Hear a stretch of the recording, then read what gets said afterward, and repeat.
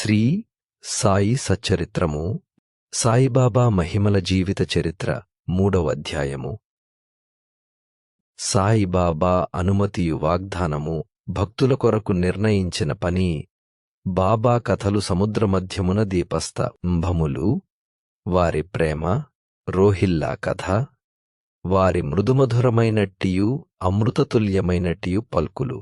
సాయిబాబా యొక్క అనుమతియు వాగ్దానమును వెనుకటి అధ్యాయములో వర్ణించిన ప్రకారము శ్రీ సాయి సచ్చరిత్ర వ్రాయుటకు బాబా పూర్తి అనుమతి నొసంగుచు ఇట్లు నుడివిరి: సచ్చరిత్ర వ్రాయు విషయములో నా పూర్తి సమ్మతినిచ్చెదను. నీ పనిని నీవు నిర్వర్తించుము, భయపడకుము, మనస్సు నిలకడగా నుంచుము, నా మాటలయందు విశ్వాసముంచుము. నా లీలలు వ్రాసినచో నవిద్య నిష్క్రమించిపోవును. వానిని శ్రద్ధాభక్తులతో నెవరు వినదరో వారికి ప్రపంచమందు మమత క్షీణించును. బలమైన భక్తి ప్రేమ కెరటములు లేచును. ఎవరైతే నా లీలలలో మునిగెదరో వారికి జ్ఞానరత్నములు లభించును.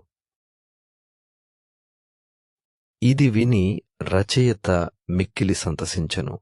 వెంటనే నిర్భయుడయ్యెను. కార్యము జయప్రదముగా సాగునని ధైర్యము కలిగెను. అటుపైని మాధవరావు దేశపాండే వైపు తిరిగి బాబా ఇట్లనెను: నా నామము ప్రేమతో నుచ్చరించిన వారి కోరికలన్నీయు నెరవేర్చెదను. వారి భక్తిని హెచ్చించెదను. వారి నన్ని దిశలందు కాపాడేదను. ఏ భక్తులైతే మన పూర్వకముగా నాపై ఆధారపడియున్నారో వారి కథలు వినునప్పుడు మిక్కిలి సంతసించెదరు. నా లీలలు పాడువారి కంతులేని ఆనందమును, శాశ్వతమైన తృప్తిని ఇచ్చెదనని నమ్ముము. ఎవరైతే శరణాగతి వేడదరో, నన్ను భక్తి విశ్వాసములతో పూజించెదరో, నన్నే స్మరించెదరో, నా ఆకారమును మనస్సున నిలిపెదరో వారిని బంధనముల నుండి తప్పించుట నా ముఖ్య లక్షణము. ప్రపంచములోని వానినన్నింటినీ మరచి నా నామమునే జపించుచు, నా పూజనే సల్పుచు, నా కథలను జీవితమున మననము ఏయుచ్చు ఎల్లప్పుడూ నన్ను జ్ఞప్తియందుంచుకొనువారు ప్రపంచ విషయములందెట్లు తగులుకొందురు. వారిని మరణము నుండి బయటకు లాగెదను. నా కథలే వినినచో అది సకల రోగములు నివారించును. కాబట్టి భక్తి శ్రద్ధలతో నా కథలను వినుము. వానిని మనమున నిలుపుము. ఆనందమునకు తృప్తికి నిదియే మార్గము. నా భక్తుల యొక్క గర్వాహంకారములు నిష్క్రమించిపోవును. వినువారికి శాంతి కలుగును. మన పూర్వకమైన నమ్మకము గలవారికి శుద్ధ చైతన్యముతో తాదాత్మ్యము కలుగును. సాయి సాయి అను నామమును జ్ఞప్తి ఎందుంచుకొన్నంత మాత్రమున చెడు పలుకుట వలన, వినుట వలన కలుగు పాపములు తొలగిపోవును. భక్తులకు వేర్వేరు పనులు నియమించుట. భగవంతుడు వేర్వేరు భక్తులను వేర్వేరు పనులకు నియమించును. కొందరు దేవాలయములు, మఠములు, తీర్థములలో, నది ఒడ్డున మెట్లు మొదలగునవి నిర్మించుటకు నియమితులగుదురు. కొందరు తీర్థయాత్రలకు పోవుదురు. నన్నీ సచ్చరిత్ర వ్రాయుమని నియమించిరి. అన్ని విషయములు పూర్తిగా తెలియనివాడనగుటచే ఈ పనికి నాకు అర్హత లేదు. అయితే ఇంత కఠినమైన పని నేనెందుకు ఆమోదించవలెను? సాయిబాబా జీవిత చరిత్రను వర్ణించగలవారెవ్వరూ? సాయి యొక్క కరుణయే ఎంత కఠినమైన పని యొనర్చు శక్తిని ప్రసాదించినది. నేను చేత కలము పట్టుకునగనే సాయిబాబా నా అహంకారమును పెరికివేసి వారి కథలను వారే వ్రాసికొనిరి. కనుక ఈ కథలను వ్రాసిన గౌరవము సాయిబాబాకే చెందునుగాని నాకుగాదు. బ్రాహ్మణుడనై పుట్టినప్పటికిని శృతి స్మృతి అను 2 కండ్లు లేకుండుటచే సాయి సచ్చరిత్రను వ్రాయలేకుంటిని. కాని భగవంతుని అనుగ్రహము మూగవానిని మాట్లాడునట్లు చేయును, కుంటివానిని పర్వతములు దాటునట్లు చేయును. తన ఇచ్ఛానుసారము పనులు నెరవేర్చుకొనుటలో ఆ భగవంతునికే ఆ చాతుర్యము కలదు. హార్మోనియమునకు గాని వేణువునకు గాని ధ్వనులు ఎట్లు వచ్చుచున్నవో తెలియదు.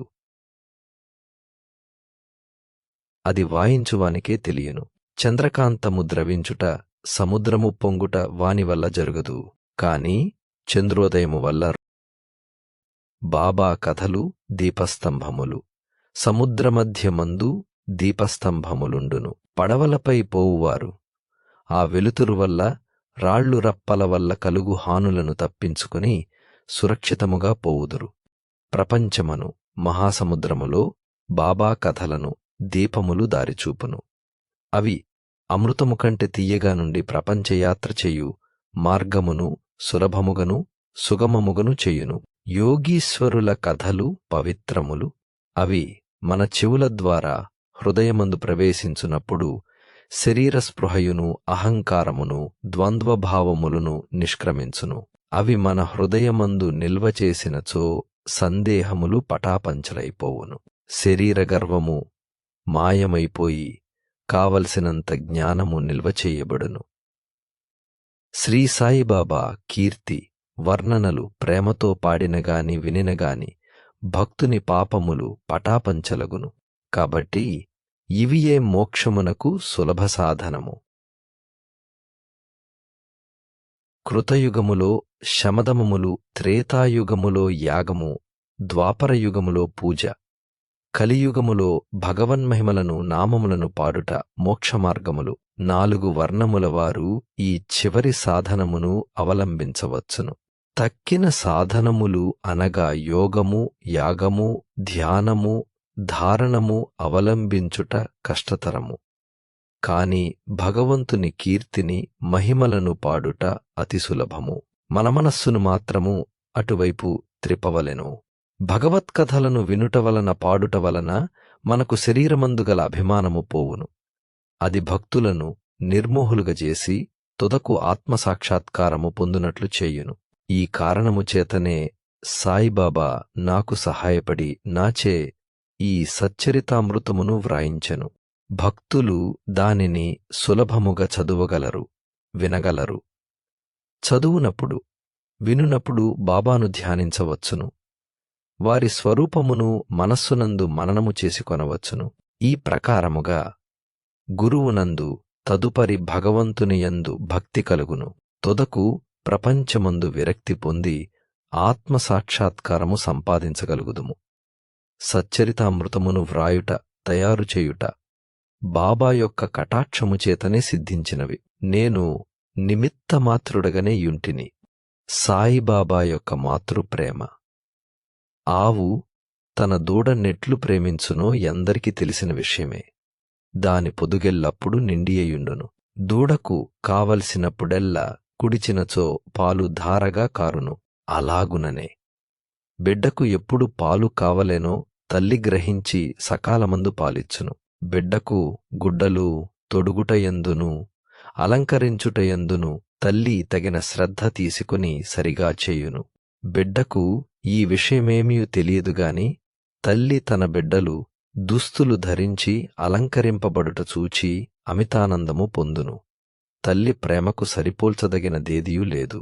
అది అసామాన్యము, నిర్వ్యాజము. సద్గురువులు కూడా నీ మాతృప్రేమ వారి శిష్యులందు చూపుదురు. సాయిబాబాకు గూఢనాయందటి ప్రేమయుండెను. దానికి క్రింది ఉదాహరణమొకటి. 1916వ సంవత్సరములో నేను సర్కారు ఉద్యోగము నుండి విరమించితిని. నాకీయ నిశ్చయించిన పింఛను కుటుంబమును గౌరవముగా సాకుటకు చాలదు. గురుపౌర్ణమి నాడు ఇతర భక్తులతో నేను కూడా షిరిడీ పోయితిని. అన్నా చించనీకర్ నా గురించి బాబాతో నిట్లనెను. దయచేసి వాని యందు దాక్షిణ్యము చూపుము. వానికొచ్చు పింఛను సరిపోదు. వాని కుటుంబము పెరుగుచున్నది. వానికింకేదైనా ఉద్యోగ మిప్పించుము. వాని ఆతురుతను తీసివేయుము. వానికానందము కలుగునట్లు చేయుము. అందులకు బాబా ఇట్లు జవాబిచ్చెను. వానికింకొక ఉద్యోగము దొరుకును. కాని వాడిప్పుడు నా సేవలో తృప్తిపడవలెను. వాని భోజన పాత్రలు ఎప్పుడూ పూర్ణముగనే యుండును, ఎన్నటికిని నిండుకొనవు. వాని దృష్టి నంతటినీ నావైపు త్రిప్పవలెను. నాస్తికుల దుర్మార్గుల సహవాసము విడువవలెను. అందరి ఎడ అణకువ నమ్రతలుండవలెను. నన్ను హృదయపూర్వకముగా పూజించవలెను. వాడిట్లు చేసినచో శాశ్వతానందము పొందును. నన్ను పూజింపుడను దానిలోని ఈ నన్ను ఎవరు అను ప్రశ్నకు సమాధానము సాయిబాబా ఎవరు అను దానిలో విశదీకరింపబడియున్నది. మొదటి అధ్యాయమునకు పూర్వము ఉపోద్ఘాతములో చూడుడు. రోహిల్లా కథ. రోహిల్లా కథ విన్నచో బాబా ప్రేమ ఎట్టిదో బోధపడును. పొడుగాటివాడును, పొడుగైన చొక్కా తొడిగినవాడును, బలవంతుడునగు రోహిల్లా యొకడు బాబా కీర్తి విని వ్యామోహితుడై షిరిడీలో స్థిరనివాసము ఏర్పరచుకొనెను. రాత్రింబగళ్ళు ఖురానులోని కల్మాను చదువును. అల్లాహు అక్బర్ అని యాంబోతు రంకెవేయునట్లు బిగ్గరగా నరచుచుండెను. పగలంతయు పొలములో కష్టపడి పనిచేసి ఇంటికి వచ్చిన షిరిడీ ప్రజలకు నిద్రాభంగమును అసౌకర్యమును కలుగుచుండెను. కొన్నాళ్ల వరకు వారు దీని నోచుకొనిరి. తుదకు బాధ నోర్వలేక బాబా వద్దకేగి రోహిల్లా అరపుల నాపుమని బతిమాలిరి. బాబా వారి ఫిర్యాదును వెనకపోవుటయ్యేకాక వారిపై కోపించి వారి పనులు వారు చూచుకొనవలసినదే కాని రోహిల్లా జోలికి పోవద్దని మందలించెను. రోహిల్లాకు ఒక దౌర్భాగ్యపు భార్యగలదనియు ఆమె గయ్యాళి అనియు ఆమె వచ్చి రోహిల్లాను తనను బాధపెట్టుననియు బాబా చెప్పాను. నిజముగా రోహిల్లాకు భార్యయే లేదు. భార్య ఎనగా దుర్బుద్ధి అని బాబా అభిప్రాయము. బాబాకు అన్నిన్నింటికంటి దైవ ప్రార్థనలందు మిక్కుటమగు ప్రేమ. అందుచే రోహిల్ల తరఫున వాదించి ఊడిలోని వారి నోపికతో నోర్చుకుని బాధను సహింపవలసినదనియున్నది త్వరలో తగ్గుననియు బాబా బుద్ధి చెప్పాను. బాబా యొక్క అమృతతుల్యమగు పలుకులు. ఒకనాడు మధ్యాహ్నహారతి అయిన పిమ్మట భక్తులందరూ తమ తమ బసలకు పోవుచుండెరి. అప్పుడు బాబాయి క్రింది చక్కని ఉపదేశమిచ్చిరి. మీరెక్కడనున్నప్పటికీ నేమి చేసినప్పటికీ నాకు తెలియనని బాగుగా జ్ఞాపకముంచుకొనుడు. నేనందరి హృదయముల పాలించువాడను, అందరి హృదయములలో నివసించువాడను. ప్రపంచమందుగల చరాచర జీవకోటిని ఆవరించియున్నాను. ఈ జగత్తును నడిపించువాడను, సూత్రధారిని నేనే జగన్మాతను.